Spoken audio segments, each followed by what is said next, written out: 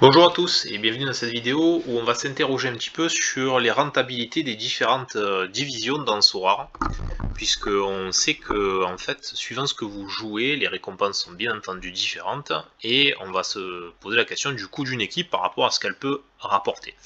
Alors c'est quelque chose qui est très difficile à calculer parce que les rewards sont différentes, vous pouvez gagner des choses très différentes que vous jouiez la D1 ou la D5.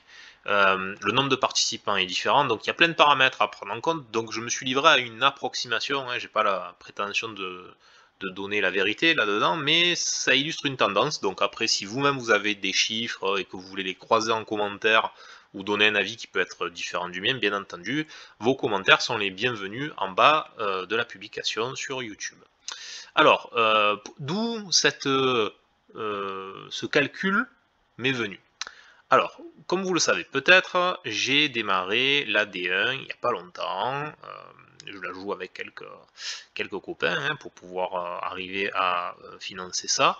Et donc, du coup, il y a des résultats qui sont enfin tombés, c'est-à-dire la semaine dernière, on a enfin gagné. Alors, gagné, non pas gagné parce qu'on n'a pas fait premier, mais disons qu'on est rentré dans les places payées.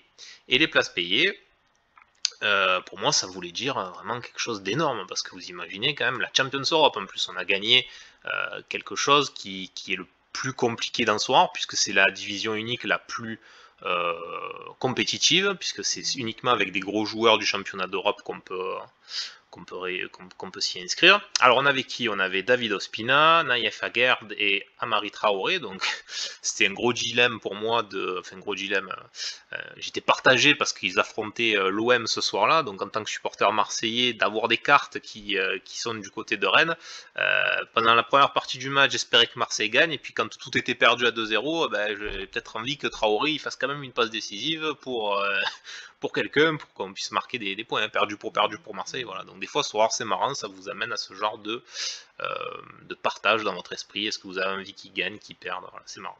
Bon, donc ils ont fait un match correct, hein. Naef Agard il a eu 59, alors ça c'est des scores hors bonus, la nouvelle présentation de Sorare elle est plutôt sympa à ce niveau-là, donc très bien pour un défenseur, hein. C'est un défenseur qui fait beaucoup de à la ronde score, donc c'est voilà, il a fait 59. Traoré il sortait de 6-7 matchs où vraiment il avait fait des passes D, enfin un truc extraordinaire vu l'activité qu'il a, c'est pas étonnant pour un latéral. Bon voilà, là il a juste fait un match sans passe décisive, il a fait que 50. Clean sheet pour Ospina avec Naples qui ont mis 3-0 à je sais plus qui. Mbappé, donc ça c'est notre acquisition importante au niveau du club, du MUO, donc le Marseille Unique Olympique. On a pris un Kylian Mbappé. Alors un Mbappé, bien entendu, vous le remarquerez avec le maillot de l'équipe de France, parce que c'était trop difficile pour nous d'avoir un maillot du Paris Saint-Germain. On ne peut pas avoir le club rival comme ça affiché dans sa top équipe, donc on a pris cette carte parce qu'elle a le maillot de l'équipe de France, et voilà, c'était important pour nous d'avoir ce Kylian là.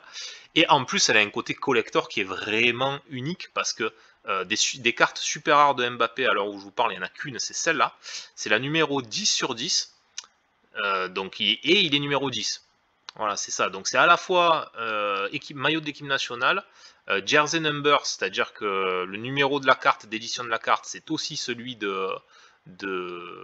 numéro du joueur avec ce maillot-là. Donc, 10, 10, 10. Et carte qui a été achetée par Antoine Griezmann à l'origine. Donc, qui donne au NFT un côté supplémentaire dans son histoire. Voilà, certes, les valeurs des cartes rares, elles se font principalement par l'exploitabilité en SoFive, mais à très long terme, il ne faut pas exclure le côté collectible. Et voilà. Et parmi tous les Kylian Mbappé super rares, je pense que celui-là, c'est le plus costaud. Et donc, ce joueur, il est tellement fort que on peut le mettre en D1 sans problème. Et malgré le fait qu'il aura 25% de bonus, ben Kylian Mbappé qui fait 100 plus 25%, ça vous fait 125. Et Milenkovic Savic qui est à 40% de bonus, quand il a sorti son 80, ben, il finissait tout juste en dessous de Kylian Mbappé. Donc voilà, c'était un bon équilibre. Alors, Milenkovic Savic en plus, incroyable, incroyable vraiment. Alors là, on a eu de la chance pour une fois parce que vraiment on a raté des victoires à très peu de choses, mais le foot, c'est toute l'histoire du foot, hein. Là, on a eu de la chance. Je le mets sans être très confiant, mais de toute façon sans avoir trop le choix, puisque mon autre choix au milieu c'est Frankie de Jong avec le Barça, mais qui était suspendu. Donc du coup, on met Milenkovic Savic, qui a un match difficile en se déplaçant à la Juventus de Turin. Et 2-1 pour la Juventus. J'ai ça à la radio, bon, à 15 minutes de la fin, je me fais tant pis, c'est cuit, mais et puis là, je vois à la 95e, je me dis, ah, le foot, quand même, c'est jamais fini, enfin, on se prend toujours à rêver à ça, et quand il nous manque une carte qui rentre à Sora, je savais qu'il fallait un but ou une passe D pour que Milenkovic-Savic, eh ben, il soit dans le top, enfin, que ça nous fasse rentrer dans le podium, et pam, à la dernière seconde, sur un ballon relâché par le gardien, une contre-attaque de la Lazio, vraiment le truc sorti de derrière les fagots, but de Milenkovic-Savic. Alors là, je vous dis pas explosion dans la bagnole, heureusement que j'étais arrêté, diffusion sur notre groupe WhatsApp de ce truc extraordinaire, parce que pour nous, enfin, on a touché en D1, quoi. Je veux dire, c'était vraiment un truc qui était compliqué, et voilà, et donc on était super contents. Alors, très long préambule, mais bon, il faut aussi raconter un peu la partie et les émotions que fait vivre Sora, parce que ce que je vous dis souvent, c'est que on parle beaucoup de rentabilité, d'argent, etc. Mais ce projet NFT, il a un truc que pour l'instant aucun autre projet NFT, à mon sens, n'a, c'est que le jeu existe et vous procure des émotions. Et ça, pour le sport, il n'y a rien de mieux pour faire des émotions. Et quand on vous dit que les NFT c'est bidon, les NFT c'est que des images, les NFT ça marchera pas, etc. Peu importe, que vous y croyez ou pas au NFT, vous avez le droit de croire à Sorare derrière, parce que Sorare, le NFT, c'est qu'un moyen en fait, c'est qu'une technologie, c'est pas l'essence du jeu. L'essence du jeu, c'est le foot. Et il n'y aurait pas de NFT que Sorare pourrait quand même exister. Vous voyez? Et donc, cette valeur intrinsèque de l'objet que vous possédez, c'est son divertissement. Et le divertissement, c'est quelque chose que tous les projets NFT cherchent à atteindre, parce que c'est là en fait que vous allez pouvoir vous vendre au-delà de la spéculation en fait. Voilà. Il y a des projets NFT où tout ce que vous cherchez c'est l'achat et la revente. Et bien là c'est pas la question. Là vous avez une vraie valeur intrinsèque, vous avez du plaisir dans Sora. Voilà, donc moi je crois toujours à ce projet, même si le marché en ce moment il est en berne, c'est-à-dire qu'il y a la fin de saison, donc les joueurs, les joueurs de Sora revendent des cartes, se disent que s'ils font un achat, il ne va pas être rentabilisé immédiatement, etc. Donc le prix des cartes baisse, c'est ça la dynamique. En plus de tout ça, on a re-Covid à Shanghai, guerre, etc. Donc un contexte économique dégueulasse, où vous avez les marchés qui plongent aussi, des trucs aussi solides que la bourse, je veux dire, et qui ne sont pas des projets exotiques, ben ça se casse la gueule. Donc ça, plus ça fait que si vous regardez le prix d'une galerie que vous auriez monté en mars, et que vous regardez son prix maintenant, vous prenez peur. Hein. Vous prenez très très peur. Mais les phases de Sorare sont ainsi faites, et si vous êtes long-termiste, moi je n'ai aucune peur sur l'avenir. Alors je vais pas vous dire 0%, mais j'ai 1% de peur versus 99% de confiance. Alors ça sera peut-être un lamentable échec de ma part, mais voilà, c'est une... Alors je suis passionné de foot, évidemment que ça compte dans ma vision, néanmoins si je suis stricto sensu financier là-dessus, j'ai confiance dans l'investissement que j'ai fait. Voilà, sinon j'aurais pas fait des achats comme Mbappé, enfin j'aurais pas fait ce genre de choses. Donc, j'en viens au point d'intitulé de ma vidéo, qui était quand même la comparaison de la rentabilité des divisions, puisque la belle histoire a été bien partie avec le Kylian Mbappé collector, qui nous fait gagner la D1 en même temps que le Milenkovic-Savic. Voilà, on voit au passage que dans d'autres divisions, on a failli gagner des trucs comme celle-là par exemple, mais Malacia il n'a pas joué, comme celle-là par exemple où Vinicius n'est pas rentré, hein, parce que 334 points avec un Vinicius capitaine qui rentre pas, ça finissait à 400 sinon. Voilà, donc des fois on a de la chance, des fois on n'en a pas, et quand vous avez beaucoup de line-up, bah, de temps en temps il y en a une qui sort. Coup de bol pour nous, c'était la Champions Europe. Et donc, je me dis, oh, Champions Europe, formidable, récompense de fou, je commence à me voir gagner des super rares. Bon, alors, quand vous êtes premier, vous prenez une star. Donc, le rêve, c'est de prendre un Mbappé. Ça marche dans toutes les divisions. Tous ceux euh, qui veulent prendre des récompenses à Sora, le gain ultime, c'est Mbappé, avec Haaland aussi, bien entendu, mais c'est la carte qui vaut la plus chère, c'est une des cartes sur lesquelles on peut le plus se reposer, donc tout le monde veut gagner ça, y compris quand vous jouez la D1, vous avez envie de gagner Mbappé super rare. Bon, pour ça, il faut être premier. On était deuxième, donc nous, c'était pas le Polestar qu'on pouvait espérer, c'était... Donc, ah oui, donc dans la nouvelle présentation, voilà, c'est comme ça qu'il faut faire. Voilà, donc ça c'est si vous finissez premier en super rare, vous pouvez espérer prendre Kylian Mbappé ou Haaland. Alors très souvent, ou Kimmich d'ailleurs, voilà, ces top 3 là, votre cerveau il va bloquer dessus. C'est-à-dire que moi je sais que si je gagne ça peut faire une carte à 30 Ethers, 15 Ethers, après là on tombe dans les 12, 10, 10, voilà. Mais bizarrement, vous allez faire un focus sur ça. Voilà, votre cerveau, il va se dire, parce qu'on cherche toujours à, à maximiser, enfin, on est en général optimiste, et vous vous dites, ben voilà, je vais gagner entre 30 et si jamais vous êtes, bon, des fois vous êtes là entre 30 et 15, mais sinon 30 et 10. Mais en vérité, le pôle, il s'arrête pas là. Il faut aller jusque là. Et quand vous descendez par là, vous pouvez faire du Lucas Hernandez, je crois que c'est 3, sa valeur de marché. D'accord? Bon, et même punition si vous êtes en tier 1. Moi, là ça a été mon biais cognitif, j'ai regardé, j'ai fait ouais, tier 1, Grégor Kobel, Pavard, je venais de l'acheter en plus, je sais que ça vaut 3-4 Ethers. Bon, Griezmann, il est nul, en SO 5, il est nul, hein. Dans la vraie vie, ça reste un bon joueur de foot, mais en SO 5, la matrice, elle lui rend pas justice, et en plus, comme il fait une saison en dents de scie, en SO 5, c'est horrible, mais en collector, c'est très bien. Araujo top, j'aimerais bien en plus faire un stack Barcelone. Barella, c'est super, enfin, je me vois comme ça, et puis je me dis, waouh, c'est des cartes à 4 Ethers, à 3-4 Ethers. Bon, si je descends un peu, je suis quand même pas fou, je sais qu'un Guendouzi, c'était dans les deux. Ouais, je me dis, je vais prendre entre 2 et 4 Ethers. En fait, parce que je suis deuxième et donc tier 1, c'est moi qui prendrai, parce que le troisième du podium, il a aussi un tier 1, mais il prendrait un moins bon tier 1 que moi. Donc je me dis, bon, vu que je suis tout en haut du pool de rewards, je vais prendre un de ceux-là. Eh bien en fait, non. Hein, c'est pas comme ça que ça marche. C'est certes moi qui vais prendre la carte la plus haute, mais ça peut démarrer plus bas. C'est-à-dire que je peux très bien avoir Moussa Dembélé, ou je peux avoir Peter Gulacsi. Eh ben, c'est Peter Gulacsi. Alors quand j'ai vu son nom s'afficher, j'ai cru qu'on m'affichait un doigt d'honneur. Je vous le dis, j'étais fané. Voilà. J'étais fané. Bon, alors en plus, je ne connaissais pas qui c'était, j'avoue. C'est un gardien hongrois qui est titulaire à Leipzig. 32 balais, enfin bon voilà quoi. Quand tu es en train de faire. Alors encore une fois, c'est ma faute, hein, c'est parce que je sélectionne. Hein, mon cerveau il voit Pavard, il voit Nuno Mendes du Paris Saint-Germain, mais c'est un latéral gauche super. Danjuma, je vois des joueurs comme ça et bam bam bam, Milinkovic Savic qui nous a fait gagner en noir, pourquoi pas l'avoir en bleu, mais je vois pas lui. Hein, voilà, avec Gulacsi, non merci. Voilà. Donc, mais voilà, j'ai eu Gulacsi. Et donc, Gulacsi, il se trouve qu'il est évalué à 1,7 ou un truc comme ça. Ether, et je me dis, putain, mais c'est si dur de gagner la D1 et je me finis avec une carte à ça. Je me dis, waouh, est-ce que c'est vraiment rentable en fait?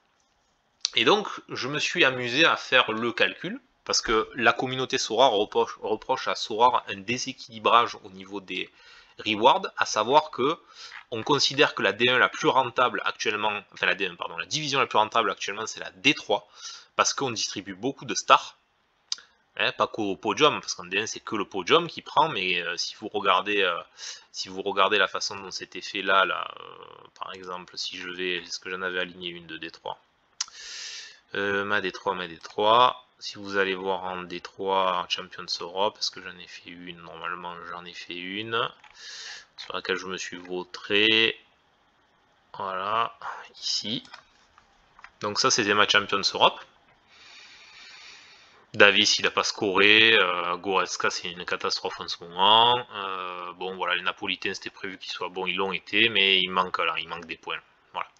Donc les récompenses qui étaient dispo, vous voyez quand même que de la star rare, vous en mangez de la première jusqu'à la 11e place. Et quand bien même vous n'êtes pas dans les 11 premiers, vous prenez quand même du tier rare jusqu'à la 33e place.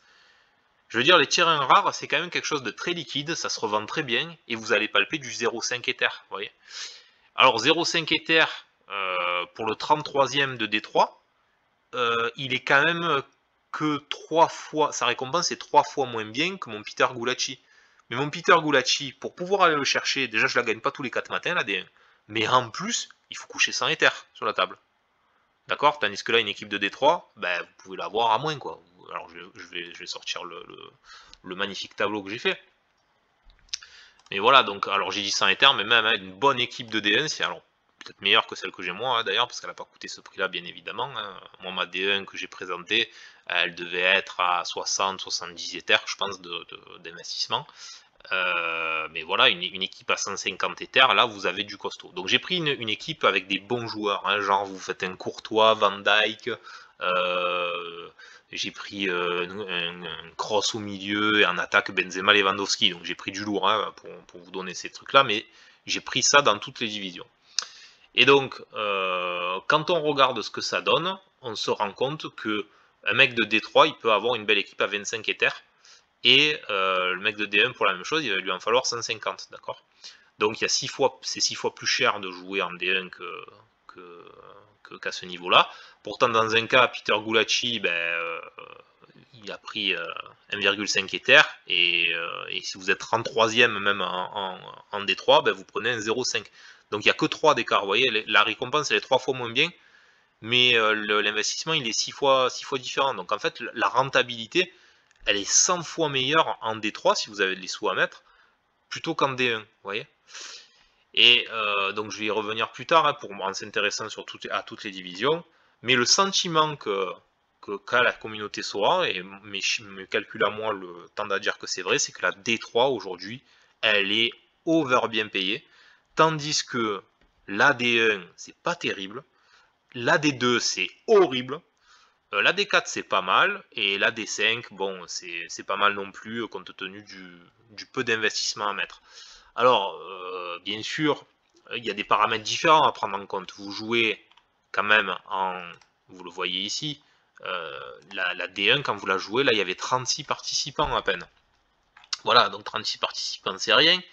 Quand vous êtes en D2, vous allez jouer des gens où il y a 180 participants. Ça, c'était l'U23.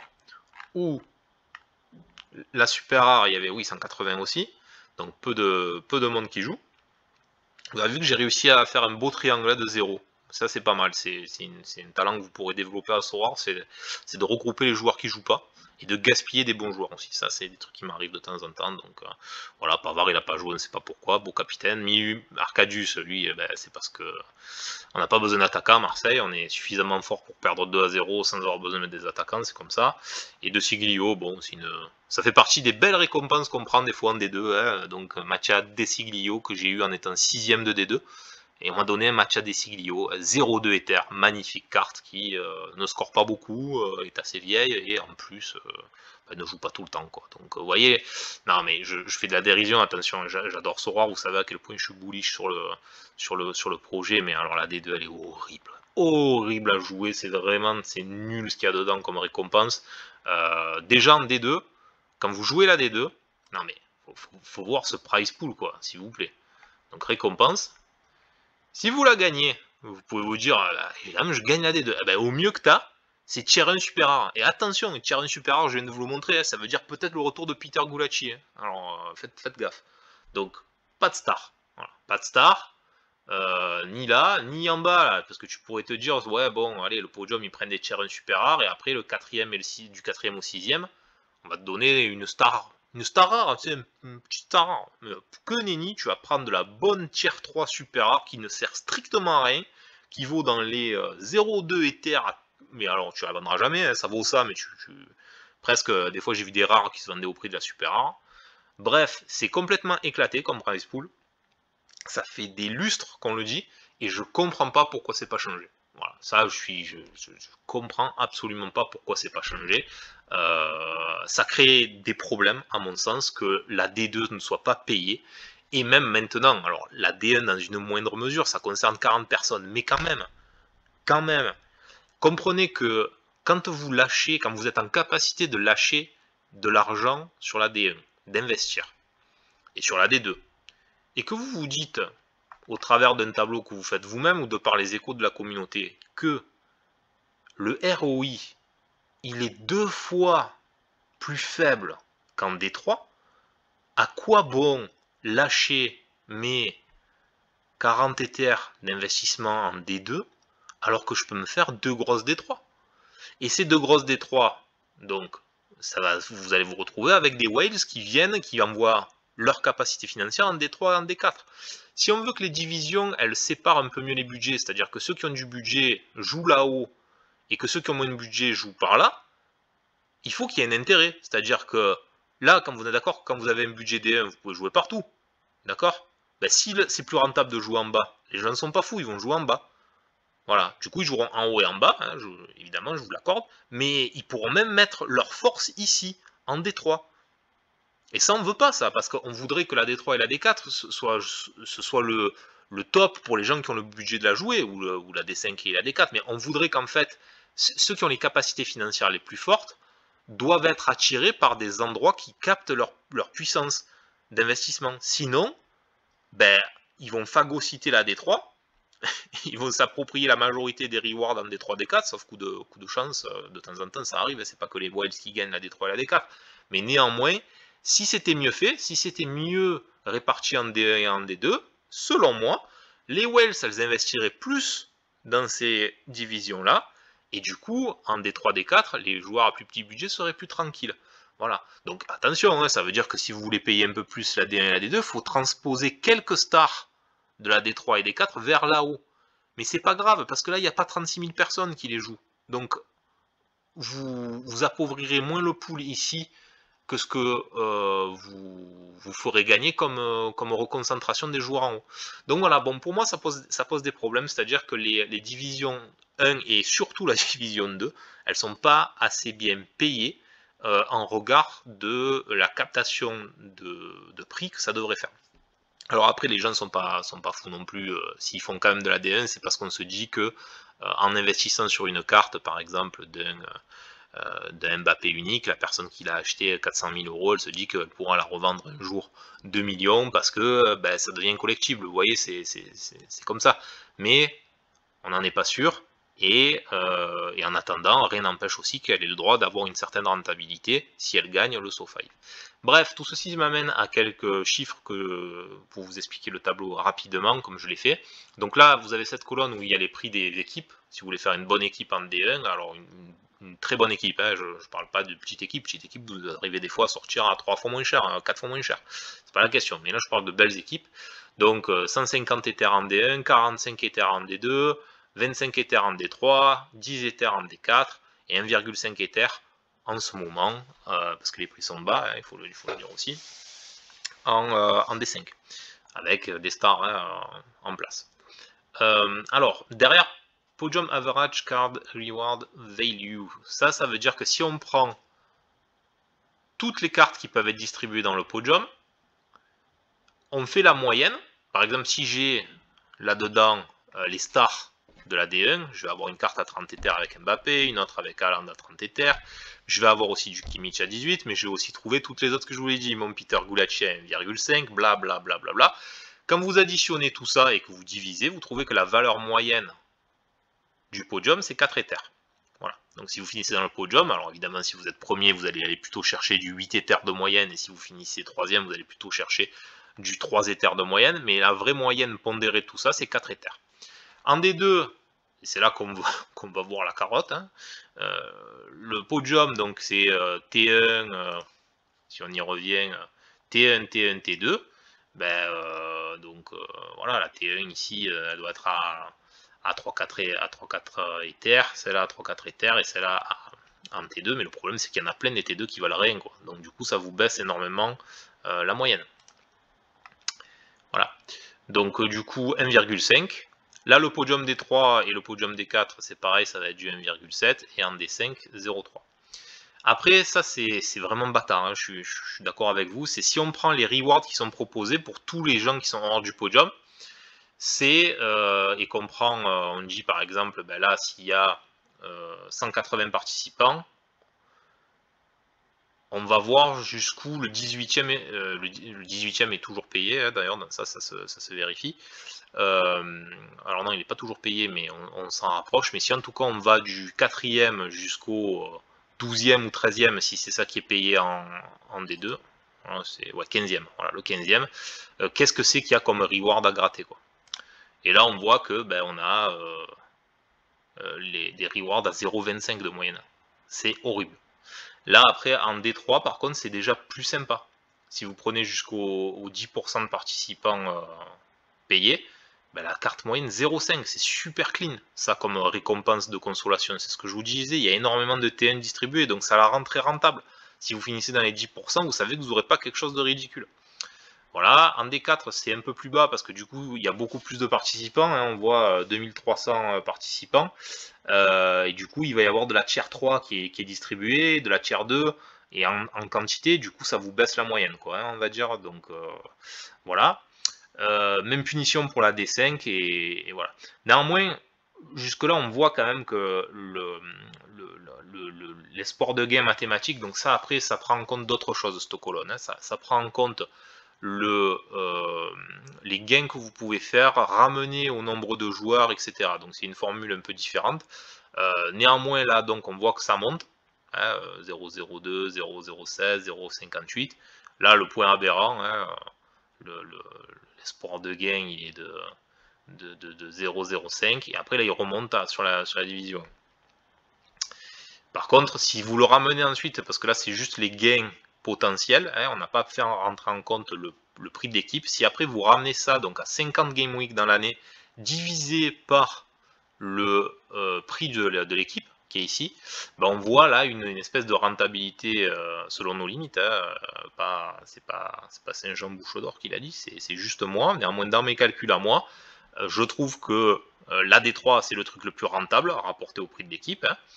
Donc 11, alors j'ai mis des super rares sur les défenseurs, hein, quand j'ai compté le prix de l'équipe, c'est la façon la plus maligne de le faire.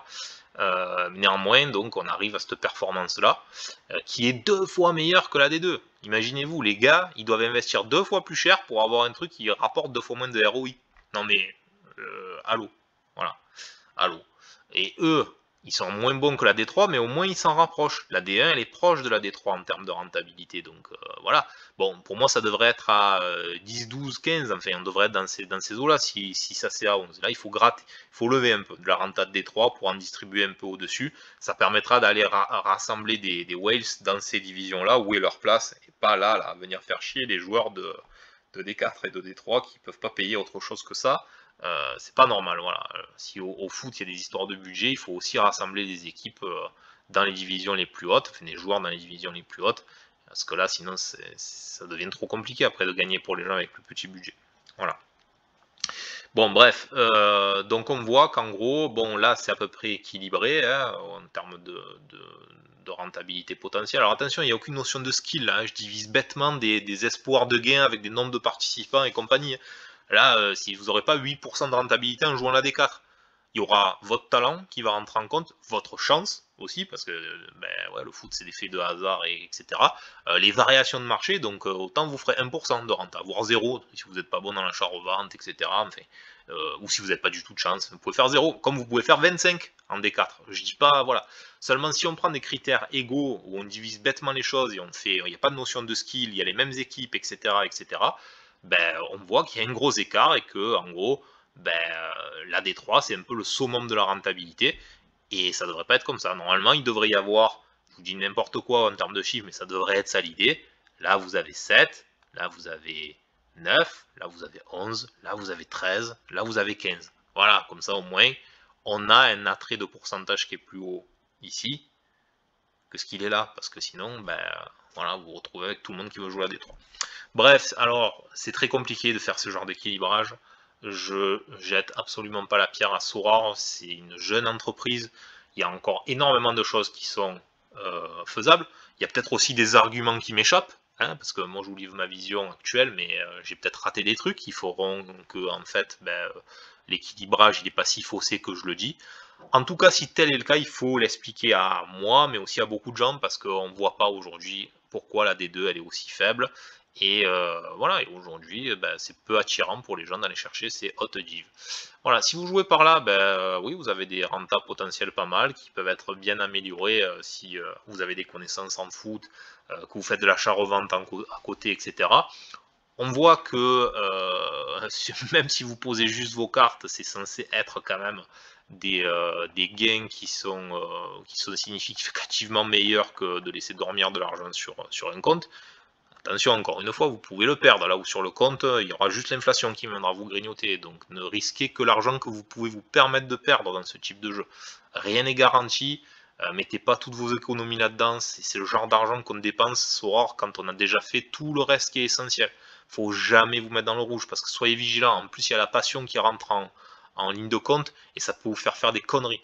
Donc, pour vous préserver de ça, ne jouez que des petites portions d'une épargne qui peut être destinée à du risque. Voilà, si vous n'avez pas l'argent pour faire les choses essentielles dans votre vie, n'allez pas jouer à ça. Restez sur le mode gratuit et ne perdez pas les économies de la famille, les économies de vos études ou quoi que ce soit dans ce genre de conneries. Voilà, parce que d'un coup, le plaisir, il se transforme en châtiment puissance 10 000. Voilà. Donc, restez prudent, amusez-vous, c'est l'essentiel. Quand après, vous devez faire des décisions d'investissement, regardez des chiffres, basez-vous sur des tableaux comme le mien, prenez des sources ailleurs, et surtout faites-vous votre propre idée, parce que personne ne vous remplacera jamais dans la considération que vous avez de votre propre argent. Ce sont vos décisions que vous devez prendre, et mesurer le risque à chaque étape. C'est très important. Voilà, j'espère que ça vous aura plu. Je vous dis à bientôt pour une nouvelle vidéo et j'espère peut-être avec une victoire de D1, C4 à fêter, où on prendra une star en espérant que d'ici là Gulati soit pas devenu une star, parce que si je le regagne, je crois que je change de jeu. Non, je plaisante. Allez, à bientôt.